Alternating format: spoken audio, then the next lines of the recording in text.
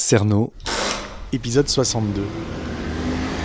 Il est 15h et je suis à Marseille, dans une petite rue derrière l'avenue du Prado. Alors, c'est la fin de la 2e saison et je voulais vous faire une petite surprise en allant chez quelqu'un dont vous aimeriez avoir quelques nouvelles, je pense. Je suis un peu en retard. J'arrive devant un immeuble blanc. Je sonne. Oui, bonjour, c'est Julien.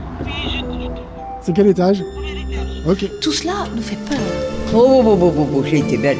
L'autopsie révélera qu'elle a toutes les côtes du côté droit brisées. Elle me hante en fait depuis toujours. Allô? Ils étaient deux. Entre le docteur Petiot et Landru. Elvis Presley, moi. Non, il n'y a aucune raison de parler de ça sans arrêt. Ça me fait hyper peur. L'inconnu est partout. Si vous ressentez le besoin de comprendre, Une dame qui a été tuée ici. Ben voyons. C'est vous qui êtes rentrés. soyons sur le qui-vive. Tout homme, à un moment donné, est capable de tuer. 3, 2, 1. Coucou. Ça va? Encore? J'ai pris le micro, ouais. Je vais t'expliquer pourquoi. On se tutoie? Oui, bah oui. Ça va, Anne-Marie? Ouais, ça va. T'as très bonne mine. Ah, ça c'est Marseille. Ouais. C'est T'es rayonnante. Oh, merci. Pourtant, j'ai galéré. Hein. Ah bon? Assieds-toi, je t'en prie. Bah oui, parce que j'ai loué pendant le confinement, par téléphone. Donc, je me suis retrouvée dans un immeuble très chic, marbre noir partout, magnifique. Sauf que l'appartement, c'était 2 bouts de béton, enfin, 2 pièces en béton l'une à côté de l'autre, avec une porte au milieu, ça s'appelait ça un 2 pièces. Oui, c'était un 2 pièces. Une cuisine qui était une kitchenette Barbie. Voilà, même pas en rêve, quoi. Donc, je suis restée 3 semaines où j'ai cherché comme une dingue un appartement et j'ai trouvé ici, voilà. Alors, il y a eu beaucoup de travaux parce que c'est un vieil immeuble, hein, t'as vu, hein, mais c'est enfin, au moins ça me plaît, voilà, c'est charmant, c'est un vieil immeuble marseillais, moi j'adore ça. Je reste ravie. Donc voilà, donc au début ça n'a pas été drôle. Je te reconnais pas. Pourquoi? Tu n'as plus la même tête. C'est vrai? Ouais. Incroyable. Luli. Ça va? Il se plaît à Marseille, lui. Ouais. Il se plaît? Oui, bah il y a le balcon, il voit, il est curieux, il regarde. Ah, il est trop beau. Il m'a fait une mue quand on est arrivé ici d'un autre monde. En arrivant à Marseille, il faisait chaud, il a perdu des tonnes. J'aurais pu faire un manteau pour l'armée napoléonienne avec ce qu'il a perdu comme poil.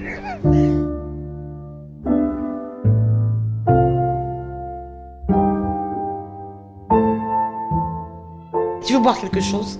Volontiers. Un café, un truc frais? Un café, volontiers. Il y a un briquet en forme de rouge à lèvres sur la table. Un frigo bleu ciel. Ah ouais, il est beau, hein, mon frigo. Ta cafetière orange que t'avais déjà à Paris. Ouais.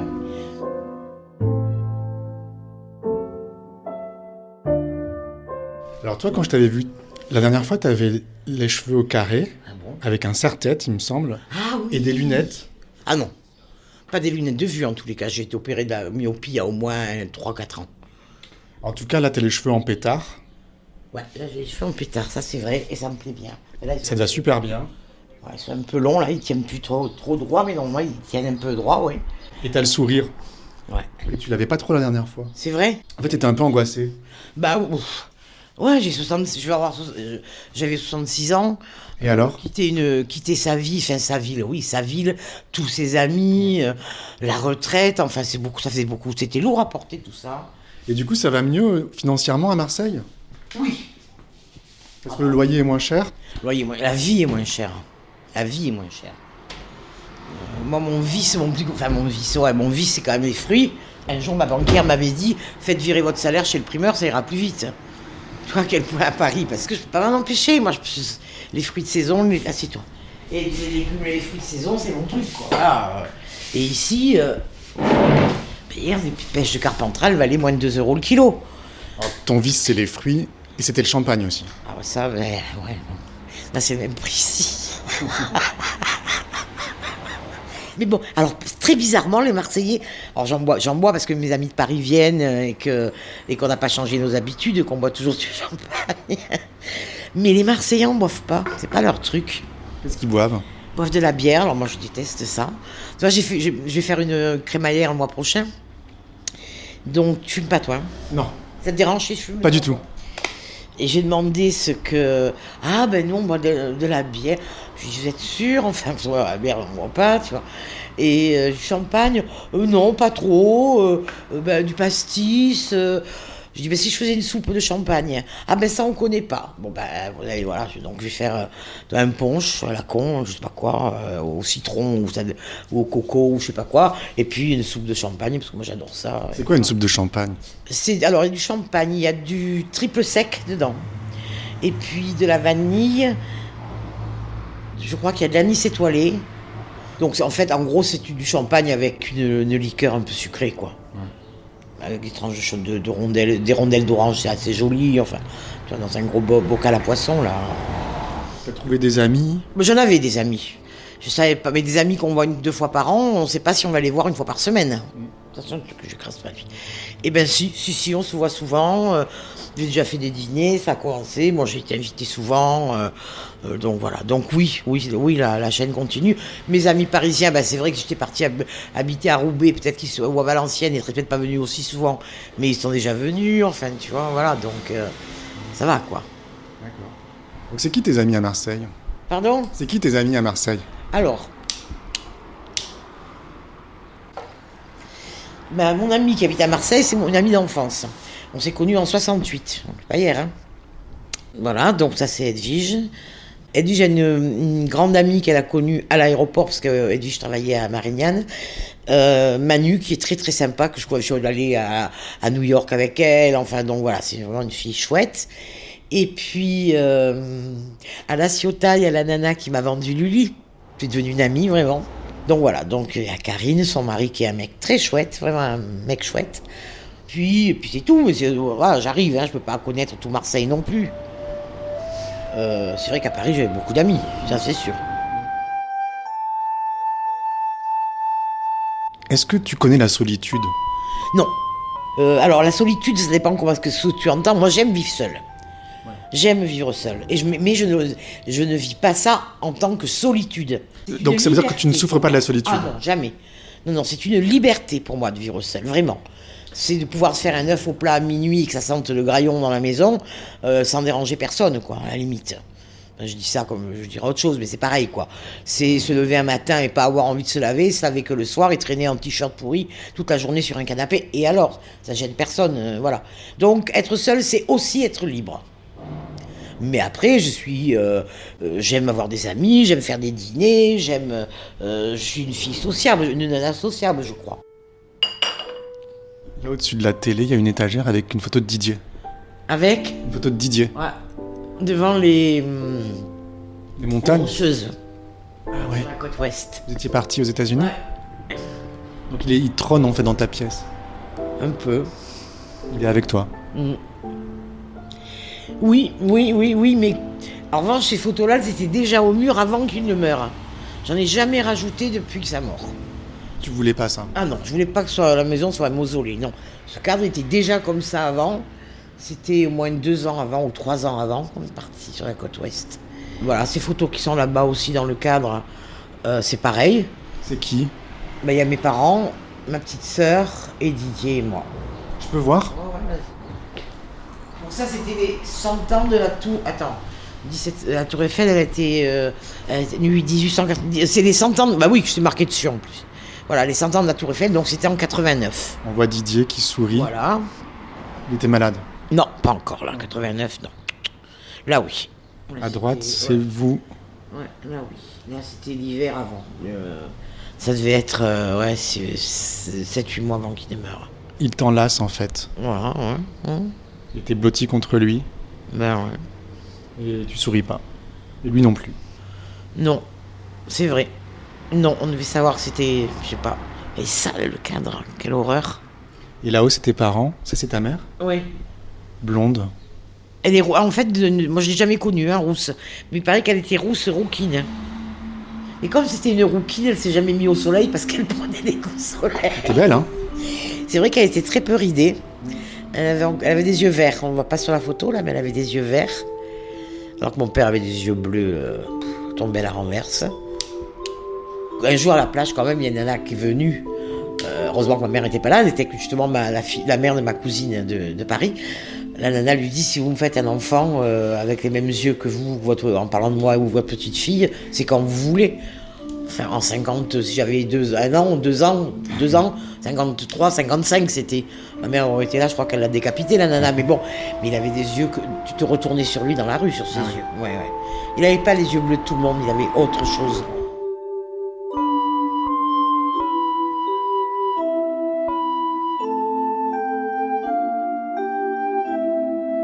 Moi, j'étais dingue de mon père. C'est l'homme de ma vie. C'était, voilà, c'est le mec le plus intelligent du monde, le plus cultivé du monde, le plus drôle du monde, avec un humour au 3e degré que j'adorais. Enfin bon, voilà, un humour intelligent. Voilà, il racontait pas une histoire salace pour faire rire, par exemple, jamais.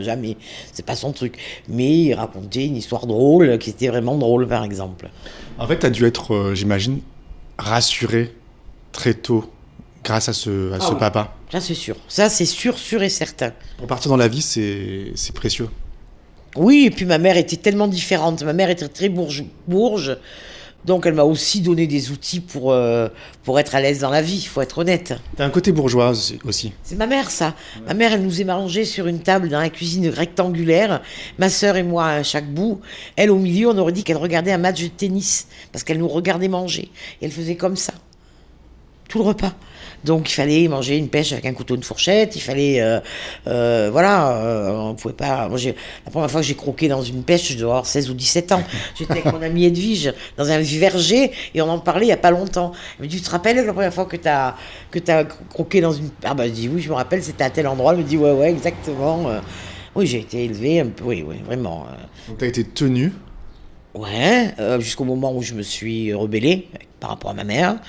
Mais oui, avant, oui. Par contre, oui. Et mon amie Edwige, dans un milieu à Salon, un peu Rotary et Bourges, le nombre de fois où elle m'a dit, mon Dieu, Anne-Marie, la chance que tu as de savoir te tenir à table, parce qu'on va dans des dîners, des fois je suis embêtée, c'est pas toujours évident.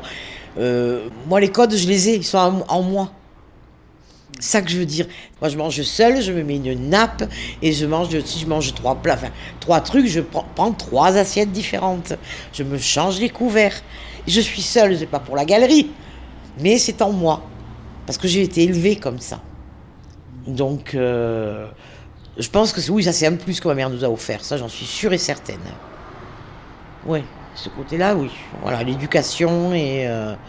ma nièce, quand elle était avec moi, quand elle était petite, elle était sur une chaise haute et elle commençait à manger et je lui demandais de pousser avec un couteau sur une fourchette. Parce que c'est pas plus compliqué d'apprendre ça que de laisser manger les mômes avec leurs doigts ou pousser avec un bout de pain ou je sais pas quoi. C'est pas plus compliqué, au moins c'est de l'acquis. Bien sûr que c'est pas de l'inné, mais si c'est acquis quand on est tout petit, c'est moins compliqué quand même, non? Enfin, je pense. T'étais quel genre d'enfant? Là, tu fais une grimace. Oh là, ouais, non. Mais ma mère a plus voulu d'enfant après moi. T'étais une tornade. Ouais. Ah oui, mais terrible, vraiment terrible. J'ai dégoûté des enfants, ma mère était dégoûtée des enfants à cause de moi. T'étais ingérable. Ouais, j'avais vraiment je crois que les bêtises, je sais pas, elles étaient en moi, quoi. Enfin, je veux dire, j'ai envoyé des mômes, tout un groupe de mômes à l'hôpital. Le lendemain matin, il y a une maman qui est venue, elle dit, on vous a pas vu Mireille à l'hôpital cette nuit? Pourquoi j'aurais été à l'hôpital? Ils ont tous été malades, et les enfants. Ah bon? Oui, mais non, Anne-Marie n'a pas été malade. Ah bon, et pourquoi? Alors, ma mère m'a posé un peu des questions. On avait joué à la fermière. Les autres étaient les poules, et moi, chez la fermière. Donc, les autres, ils ont mangé du maïs, de la merde toute la journée. Et moi, chez la fermière, j'ai rien mangé, mais ils sont tous allés à l'hôpital. Voilà, des trucs comme ça, je t'en passais des meilleurs, enfin bon, je l'ai fait sortir, j'ai fait l'école buissonnière à 2 ans et demi, 2 ans et demi. À la maternelle. À la maternelle. Donc t'as toujours été comme ça, en fait. Ouais. Comment ça se fait? J'en sais rien, j'avais le feu aux fesses. Moi, ma grande sœur mes parents habitaient dans la même villa, en face il y avait un grand jardin public. Là, le portail n'était pas fermé à clé, elle n'est jamais sortie parce qu'elle savait que c'était interdit. Moi, quand c'était où j'ai su marcher, mes parents ils ont compris qu'il fallait mieux fermer à clé. Je passais pas au-dessus du portail. Tu vois, voilà, par exemple. Mais ma sœur aînée, elle était mollassonne. Et je crois que c'est ça qui m'a... Je crois que de la voir mollassonne comme ça, pour me démarquer, j'aurais fait n'importe quoi. Franchement.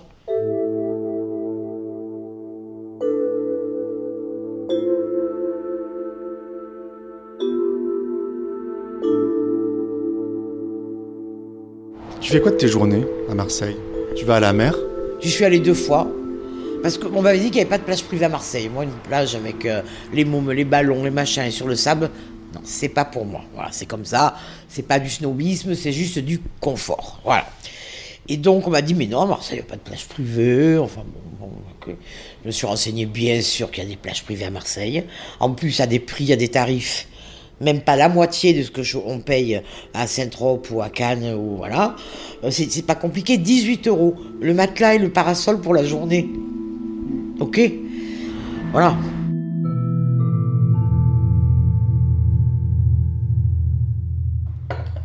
Tu dirais que tu as eu plusieurs vies?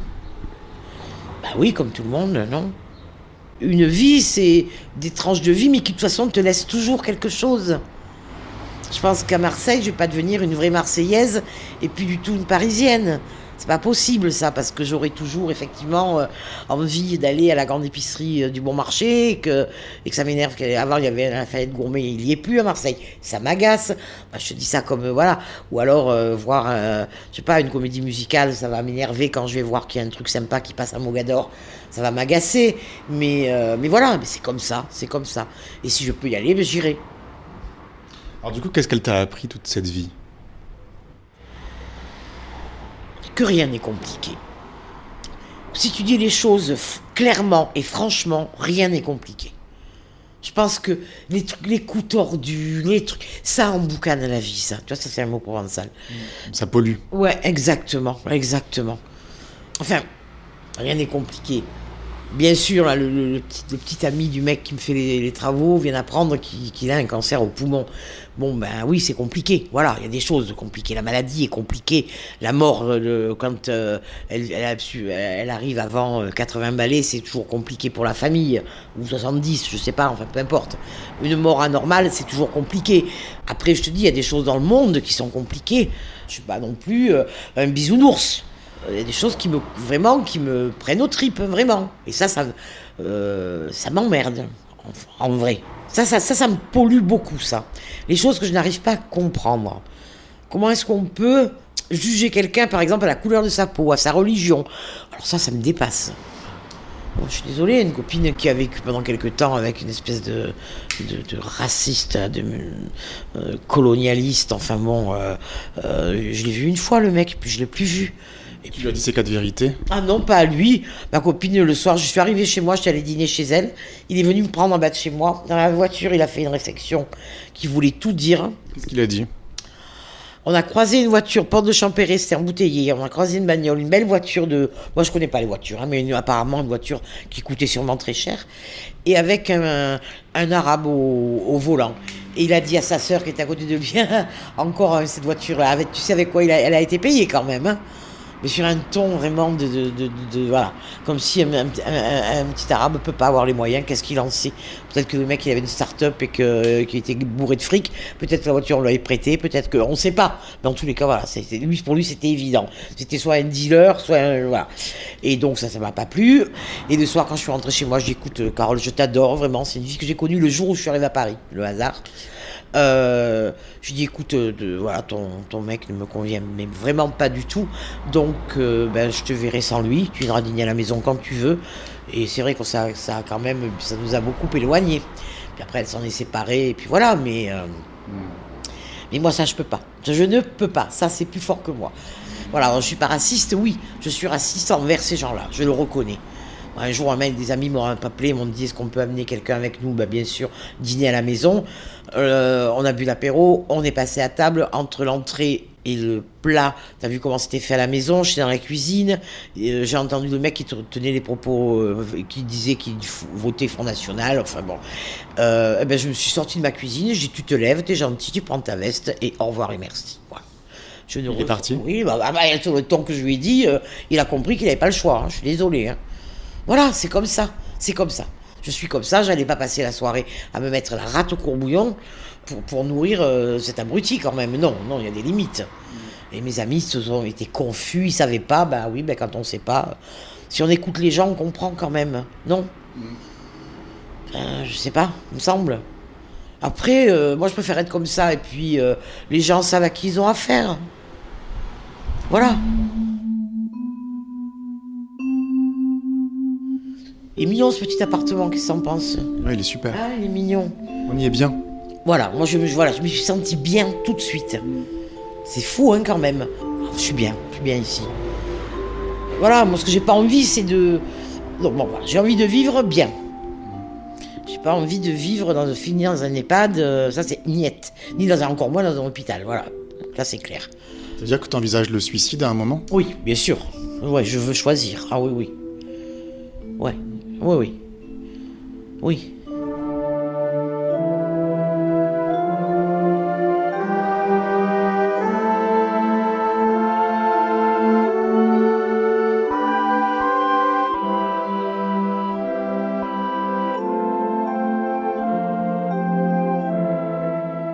Pour pas vieillir, il faut mourir jeune.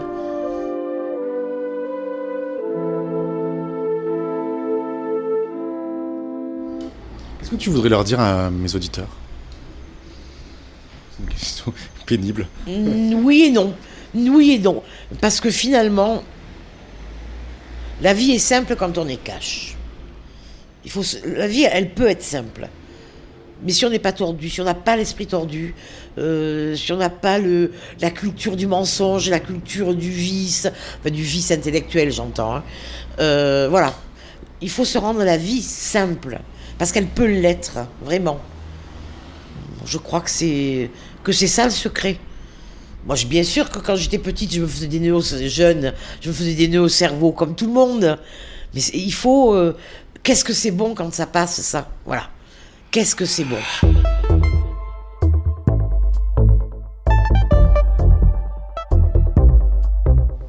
Bon, bah du coup, je referme la deuxième saison avec toi. Merci à tes auditeurs qui ont eu la gentillesse de me trouver sympa. À bientôt. À bientôt, bon après-midi. Ciao.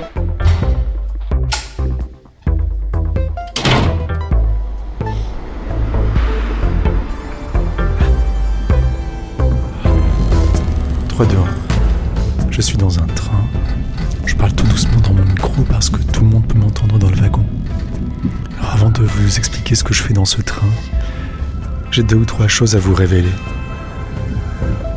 À cause du confinement, des mesures de distanciation sociale et plus généralement du coronavirus, je ne peux pas travailler comme je le souhaiterais et enregistrer tout ce dont j'ai besoin pour produire mes épisodes.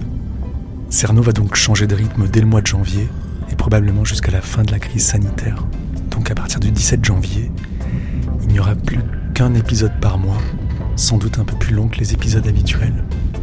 Je suis bien sûr désolé de cette situation.